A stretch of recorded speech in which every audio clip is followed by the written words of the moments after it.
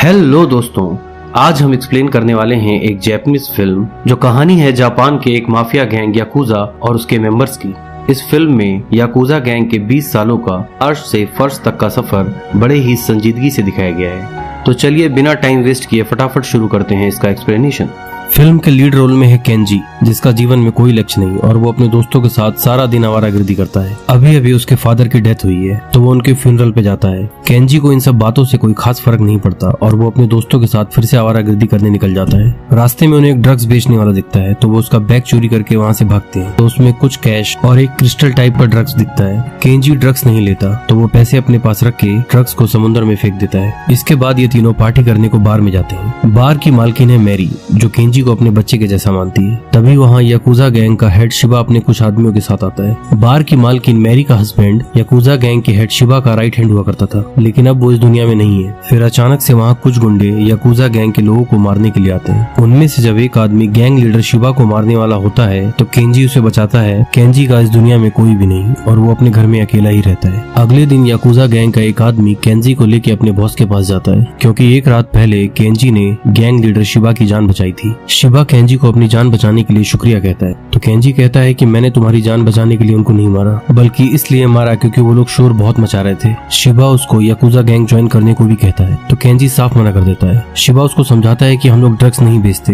Kenji उसकी कोई भी बात सुने बिना वहाँ से उसका विजिटिंग कार्ड लेके चला जाता है। रास्ते में केंजी को उसके दोस्त का फोन आता है जो बहुत डरा हुआ होता है और वो फोन पे केंजी से कहता है कि तुम्हारी जान को खतरा है, भागो वहाँ से। और फिर वो भागना शुरू करता है। वो वहाँ से भागने की बहुत कोशिश करता है लेकिन ये लोग काफी ज्यादा थे तो वो लोग केंजी को पकड़ के अपने बॉस के पास ले जाते हैं, जहाँ केंजी के दो दोस्त पहले से मौजूद थे और उनको बहुत बुरी तरह से पीटा गया था। ये शहर की दूसरी बड़ी गैंग है जिसका नाम है काई। तभी वहाँ इस गैंग का बॉस काटो आता है और उनसे पूछता है कि वो ड्रग्स कहाँ है जो तुमने उस ड्रग पेडलर से चुराए थे। केंजी बोलता है कि वो ड्रग्स उसने समुद्र में फेंक दिया। काटो कहता है ये तुमने बहुत बड़ी गलती कर दी, तुम्हें अंदाजा भी नहीं है कि वो कितने महंगे थे। अब इसका भुगतान तुम लोगों को ही करना होगा, क्योंकि तुम लोग यंग हो तो तुम्हारी बॉडी के ऑर्गन्स के अच्छे पैसे मिलेंगे। असल में ये वाली गैंग सारे तरह के इलीगल काम करती, ये ड्रग्स भी बेचते हैं और ह्यूमन ऑर्गन्स की तस्करी भी करते हैं। फिर वो इन तीनों को हांगकांग रवाना करने के लिए समुद्र किनारे ले जाते हैं। इनको शिप में चढ़ाने से पहले इनका बॉस कहता है कि इनकी तलाशी ले लो, कोई भी एविडेंस इनके पास बचना नहीं चाहिए। जब उसके आदमी केंजी की तलाशी ले रहे होते हैं तो उनको याकुजा गैंग के लीडर शिबा का विजिटिंग कार्ड मिलता है। वो केंजी से पूछते हैं क्या तुम याकुजा गैंग के आदमी हो, क्योंकि इन दोनों गैंग्स की आपस में डील हुई थी कि एक दूसरे के रास्ते में नहीं आएंगे। केंजी साफ मना कर देता है कि वो किसी का भी आदमी नहीं है। फिर वो कंफर्मेशन के लिए शिबा को फोन करता है और उसके कहने पर वो इन तीनों को छोड़ देता है। इस घटना के बाद केंजी याकुजा गैंग ज्वाइन कर लेता है। याकुजा गैंग के सभी मेंबर आपस में एक दूसरे को अपनी फैमिली के जैसा मानते हैं और गैंग लीडर शिबा भी केंजी को अपने बेटे के जैसा मानने लगा है। इसके बाद फिल्म में 6 साल बाद का समय दिखाया गया है। अब केंजी याकुजा गैंग का एक बहुत इंपॉर्टेंट मेंबर बन चुका है।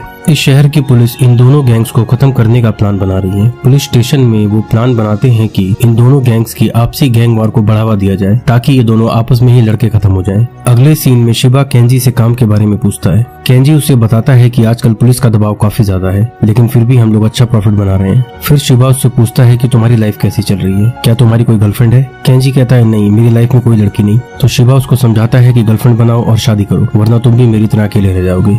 याकुजा गैंग का लेफ्टिनेंट जिसका नाम है नाकामुरा, वो इन दोनों की बातचीत होते देख रहा है और उसको केंजी और शिबा के बीच की नजदीकियां पसंद नहीं। इसके बाद केंजी अपने कुछ आदमियों के साथ मैरी के बार में जाता है। अपने लिए ड्रिंक्स का ऑर्डर करके वो मैरी के बेटे तुबासा से बात करने लगता है। तुबासा अभी काफी छोटा है और वो केंजी को अंकल केन कहता है। केंजी उससे पूछता है तुम्हारी पढ़ाई कैसी चल रही है। केंजी उसे समझाता है कि वो अपनी स्टडी में मेहनत करे ताकि उसको बड़े होकर हमारे जैसा ना बनना पड़े। तभी केंजी को एक अर्जेंट कॉल आता है और वो अपने ड्रिंक्स खत्म किए बिना वहाँ से चला जाता है। एक्चुअली एक क्लब है जिसकी देख रेख याकुजा गैंग के मेंबर करते हैं। वहाँ किसी कस्टमर ने पीने के बाद हंगामा खड़ा कर रखा है तो उससे निपटने के लिए केंजी को वहाँ भेजा गया है। केंजी वहाँ जाके देखता है तो वो आदमी कोई और नहीं बल्कि शहर की दूसरी बड़ी गैंग काई का लेफ्टिनेंट है। वो केंजी को कहता है कि आने वाले 10 सालों में तुम्हारा बिजनेस पूरी तरह से खत्म होने वाला है, तो अपने बॉस को जाके बोलो कि भलाई इसी में है कि वो हमारे साथ मिल जाए और बदले में हम उसे अपनी प्रॉफिट का 20% देंगे। फिर वो वहाँ से जाने लगता है। केंजी को ये बात कुछ पसंद नहीं आती तो वो उसके सर पे बोतल फोड़ देता है और साथ ही उसके 2 आदमियों की भी अच्छे से पिटाई करता है। जाते समय काई गैंग का लेफ्टिनेंट केंजी को धमकी देते हुए कहता है कि जंग अब शुरू हो चुकी है।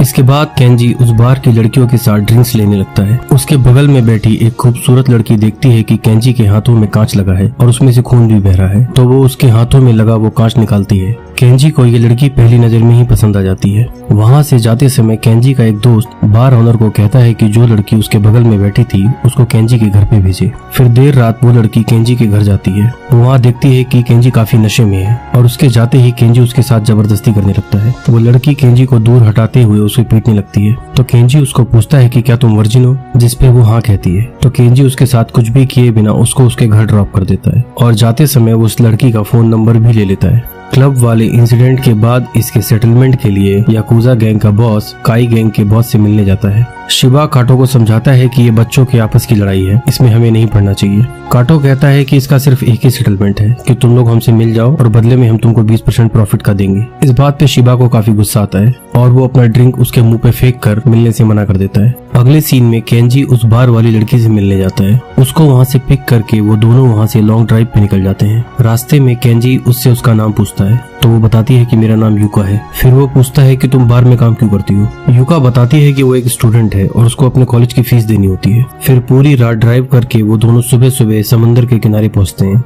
यूका बताती है कि वो इस जगह पे पिछले कई सालों से नहीं आई है। फिर वो केंजी से पूछती है कि तुम रात में चश्मा क्यों लगाते हो। वो और भी इसी तरह के कुछ सवाल पूछ के केंजी को छेड़ने लगती है, जिसका केंजी कोई जवाब नहीं देता। फिर वो उससे पूछती है कि तुमने याकुजा गैंग ज्वाइन क्यों की और तुम्हारी खुद की फैमिली कहाँ है। केंजी बताता है कि उसके माँ बाप काफी पहले ही मर चुके हैं और अब याकुजा गैंग ही उसकी फैमिली है। फिर वो यूका से उसकी फैमिली के बारे में पूछता है तो वो बताती है कि उसका भी इस दुनिया में अब कोई नहीं। अगले सीन में केंजी अपने बॉस शिबा के साथ कार से कहीं जा रहा होता है। ये दोनों अभी बात कर ही रहे थे कि तभी वहाँ कुछ बदमाश बाइक से आके इन पे गोलियां चलाने लगते हैं। केंजी अपने बॉस को तो बचा लेता है लेकिन इसमें इनका एक आदमी मारा जाता है। इस घटना से याकुजा गैंग के सभी मेंबर बहुत दुखी हैं क्योंकि वो सब एक दूसरे को अपनी फैमिली के जैसा मानते हैं। इसके बाद एक बड़ा पुलिस ऑफिसर शिबा से मिलने आता है। एक्चुअली ये एक करप्ट पुलिस ऑफिसर है जो दूसरी गैंग काई से मिला हुआ है। वो शिबा को कहता है कि अपने गैंग के लोगों को समझाओ कि वो काई गैंग के लोगों को कुछ न कहें। पुलिस खुद इस मैटर की अपनी तरह से जांच करेगी। अगले सीन में शिबा हॉस्पिटल में जाके केंजी से मिलता है और वो उसे समझाता है कि हमने ये मैटर पुलिस पे छोड़ दिया है और हम बदला नहीं लेंगे। लेकिन केंजी जानता था कि अगर काई गैंग के लेफ्टिनेंट को नहीं मारा तो ये खून खराबा यूं ही चलता रहेगा और एक न एक दिन वो उनके बॉस शिबा को भी मार देंगे। इसलिए वो फैसला लेता है कि वो खुद जाके लेफ्टिनेंट को मारेगा और फिर वो प्लान करके काई गैंग के क्लब में जाता है। लेफ्टिनेंट उसे देख के शॉक हो जाता है और फिर केंजी चाकू से उसको बुरी तरह से मार के वहाँ से भाग जाता है। वहाँ से वो सीधा बार वाली लड़की यूका के घर जाता है। यूका देखती है कि उसकी हालत काफी खराब है और वो खून से लथपथ है। वो उसको सहारा देते हुए घर के अंदर लाती है। केंजी उससे लिपट के रोने लगता है। फिर वो दोनों किस करने लगते हैं और उस रात पहली बार वो दोनों इंटीमेट होते हैं। अगली सुबह उठ के यूका देखती है कि केंजी वहाँ से गायब है और वो उसके लिए कुछ पैसे छोड़ के गया है। ये देख के उसको बुरा लगता है क्योंकि अब वो केंजी से प्यार करने लगी थी। इसके बाद केंजी अपने बॉस शिबा के पास जाता है। शिबा अभी काफी इमोशनल है क्योंकि उसे पता है केंजी बहुत लंबे समय के लिए जेल जाने वाला है। शिबा केंजी को गले से लगाता है और कहता है तुमने इस पिता का सीना गर्व से चौड़ा कर दिया। इसके बाद पुलिस केंजी को वहाँ से ले जाती है और अदालत केंजी को 14 साल की सजा सुनाती है। इसके बाद फिल्म में 14 साल बाद का समय दिखाया गया है। ये वो दिन है जब केंजी जेल से छूट के आया है। याकुजा गैंग का लेफ्टिनेंट नाकामुरा उसको लेने आया है। वो उसको लेके अपने बॉस शिबा के पास जाता है। शिबा अब काफी बूढ़ा हो चुका है। वो केंजी का वेलकम बैक करता है और साथ ही उसको एक लिफाफा देता है जिसमें कुछ पैसे थे। नाकामुरा केंजी के लिए कुछ कपड़े और एक सेलफोन भिजवाता है। केंजी कहता है मुझे सेलफोन की जरूरत नहीं, वो मैं खुद खरीद लूंगा। लेकिन वो आदमी उसे समझाता है कि अब याकुजा गैंग के लोगों के लिए सेलफोन खरीदना कोई आसान काम नहीं। नए लॉज ऐसे हैं जिसने याकुजा गैंग के लोगों के नाक में दम कर रखा है। केंजी के पास अब भी अपनी गर्लफ्रेंड यूका का नंबर था तो वो उसको कॉल करता है, लेकिन ये नंबर अब बंद हो चुका है। इसके बाद ये लोग गेट टुगेदर करते हैं जहाँ सिर्फ 4 लोग थे। केंजी इतना तो समझ चुका है कि याकुजा गैंग की हालत पहले से अब काफी अलग है। वो नाकामुरा से बॉस के बारे में पूछता है तो वो बताता है कि 3 साल पहले उनको कैंसर निकला जिसके इलाज का कोई चांस नहीं और वो कुछ महीनों के ही मेहमान है। वो केंजी को बताता है कि अब हमारे पास कोई टेरिटरी नहीं बची। उस करप्ट पुलिस वाले ने काटो के साथ मिलकर सारा खेल पलट दिया तो अब हमारे पास कुछ भी नहीं बचा। इसके बाद केंजी अपनी पुरानी बार वाली आंटी मैरी के यहाँ जाता है। वहाँ वो अपने एक पुराने दोस्त से मिलता है जो उसके साथ काम किया करता था। वो केंजी को बताता है कि अब समय काफी बदल चुका है। तुम्हारे जाने के बाद याकुजा गैंग वालों का जीना हराम कर दिया। गैंग छोड़ने के कई साल बाद भी सोसाइटी उन्हें एक्सेप्ट नहीं करता। वो बताता है मैं कई साल पहले गैंग छोड़ चुका हूँ और अब वो शादी करके सेटल हो चुका है। और जाते समय वो केंजी से कहता है कि वो उससे दोबारा मिलने की कोशिश ना करे वरना लोग मुझे भी क्रिमिनल समझेंगे।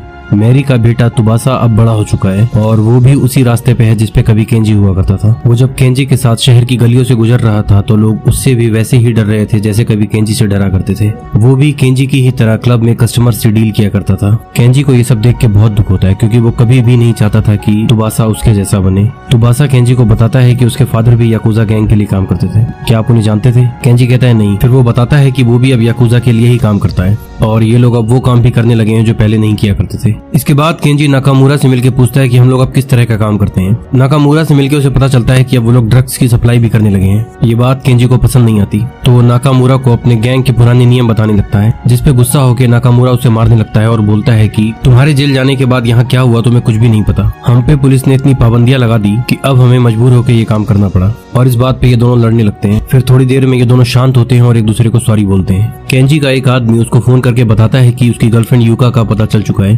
केंजी उसे मिलने उसके ऑफिस में जाता है। वो ऑफिस के बाहर खड़ा होकर उसका इंतजार करता है। वो दोनों मिलते हैं और फिर वो केंजी को लेके अपने घर जाती है। वहाँ वो केंजी को वो पैसे लौटाती है जो उसने जेल जाने से पहले उसके लिए छोड़े थे। केंजी कहता है मुझे इन पैसों की जरूरत नहीं, इसे तुम ही रखो, लेकिन वो केंजी को मना कर देती है। केंजी उसे पूछता है कि क्या तुमने शादी की, जिसपे वो ना कर देती है। वो केंजी को बताती है कि मैं अकेली नहीं हूँ, मेरी एक बेटी भी है। केंजी पूछता है वो कितने साल की है। वो बताती है कि वो 13 साल कुछ महीनों की है। केंजी समझ जाता है कि ये उसी की बेटी है। यूका उसे कहती है कि मैं तुम्हारे साथ नहीं रह सकती क्योंकि मैंने अपनी बेटी को कभी नहीं बताया कि उसका बाप याकुजा गैंग के लिए काम करता है। याकुजा गैंग के लीडर शिबा की हालत अब बहुत खराब है, उसको हॉस्पिटलाइज किया गया है। केंजी उससे मिलने हॉस्पिटल में जाता है। शिबा उससे नाकामुरा के बिहेवियर के लिए माफी मांगता है और उससे कहता है कि अपनी पूरी जिंदगी हमने अपने नियमों के हिसाब से काम किया, लेकिन तुम्हारे जाने के बाद गुजारा चलाने के लिए उतना काफी नहीं था। तो मेरे मना करने के बाद भी नाकामुरा ने ड्रग्स बेचने शुरू कर दिए। आगे वो कहता है कि मैं ज्यादा दिन का मेहमान नहीं हूँ, तो मैं चाहूंगा कि तुम याकुजा गैंग छोड़ दो और एक आम जिंदगी जीना शुरू करो। शायद केंजी भी यही चाहता था, इसलिए वो अपने बॉस की बात मान के गैंग छोड़ देता है और यूका और उसकी बेटी के साथ जाके रहने लगता है।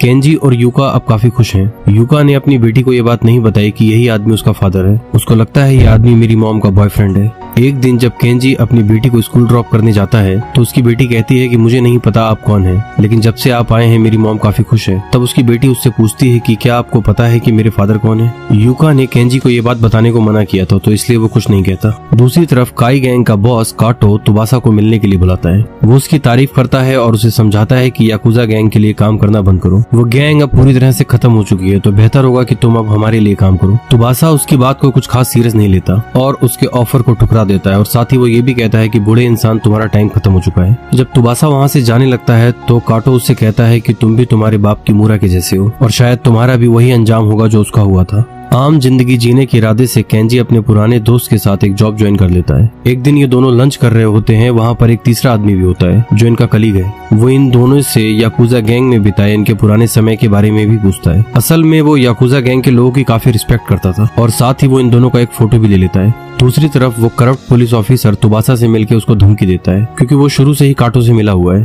तुबासा उसे अपने फोन में एक फोटो दिखाता है जिसमें वो काई गैंग के लोगों से रिश्वत ले रहा है और उसे वार्न करता है कि अगर तुम मेरे रास्ते में आए तो मैं इस फोटो को इंटरनेट पे वायरल कर दूंगा। फिर वो उससे अपने फादर के बारे में पूछता है और यहाँ उसे पता चल जाता है कि उसके फादर को काई गैंग के बॉस काटो ने ही मारा था। इसके बाद हमें दिखाया जाता है कि केंजी और उसके दोस्त की फोटो इंटरनेट पे वायरल हो चुकी है क्योंकि जिसने वो फोटो क्लिक की थी उसने वो फोटो अपने किसी फ्रेंड को सेंड की और उसमें उसने याकुजा के साथ केंजी का कनेक्शन, उसकी गर्लफ्रेंड यूका और उसकी बेटी के बारे में भी बात की और ये पूरी चैट अब लीक हो चुकी है। अगली सुबह जब यूका अपने ऑफिस जाती है तो उसका बॉस उसको अपने ऑफिस में बुला के कुछ प्रिंट आउट देता है जिसमें वो सारी चैट थी और उसे काम से निकाल देता है क्योंकि इस दौर में याकुजा गैंग वालों से किसी भी तरह का कनेक्शन होना एक अपराध है। केंजी का दोस्त उस फोटो लेने वाले की पिटाई करता हुआ कहता है कि तुम्हें नहीं पता तुमने कितनी बड़ी गलती कर दी। तभी वहाँ वो करप्ट पुलिस ऑफिसर भी आता है। केंजी गुस्से में उसकी तरफ मारने के लिए बढ़ता है लेकिन उसके साथ का ऑफिसर उसे बचा लेता है। केंजी उसे कहता है कि मुझे शुरू से पता है कि ये सब कुछ करने वाले तुम ही हो। इसके बाद वो अपने घर जाता है जहाँ यूका बहुत गुस्से में बैठी है। वो रोते हुए उससे पूछती है कि तुम हमारी जिंदगी में वापस क्यों आए।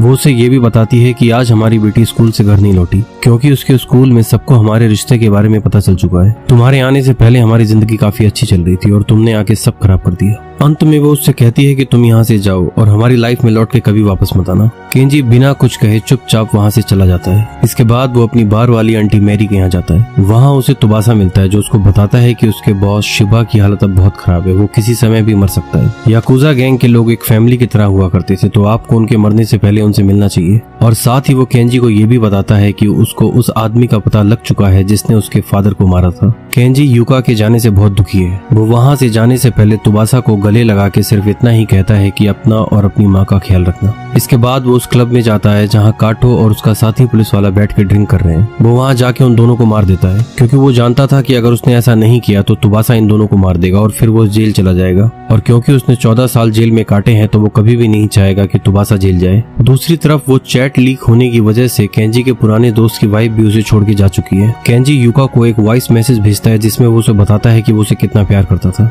वो जेल से लौटने के बाद युका और अपनी बेटी के साथ एक नॉर्मल जिंदगी जीना चाहता था और एंड में वो युका की लाइफ में आई इन सारी परेशानियों के लिए उससे माफी मांगता है। ये सब होने के बाद केंजी समंदर किनारे उसी जगह पे जाता है जहाँ वो अक्सर जाया करता था। तभी उसका पुराना दोस्त जिसकी वाइफ उसे छोड़ के जा चुकी है उसको आके पेट में चाकू मार देता है और चाकू मारते हुए वो केंजी से कहता है कि इन सब चीजों के लिए तुम ही जिम्मेदार हो, तुम्हें जेल से लौट के कभी भी यहाँ नहीं आना चाहिए था। केंजी अपना बचाव नहीं करता और मरने से पहले उसे गले लगा के सिर्फ सॉरी कहता है और इसके बाद वो समंदर में डूब के मर जाता है। इसके कुछ महीनों बाद तुबासा अपने अंकल केंजी की याद में उसी जगह पर होता है। वहाँ केंजी की बेटी भी आती है और वो तुबासा से पूछती है कि क्या तुम भी एक याकुजा हो, जिस पे तुबासा कहता है नहीं। फिर वो उससे पूछती है कि क्या तुम मेरे फादर को जानते थे, वो कैसे इंसान थे। ये सुन के तुबासा की आंखों में आंसू आ जाते हैं क्योंकि वो केंजी को काफी पसंद करता था और उसके फादर की मौत का बदला भी केंजी ने लिया ताकि तुबासा को जेल न जाना पड़े।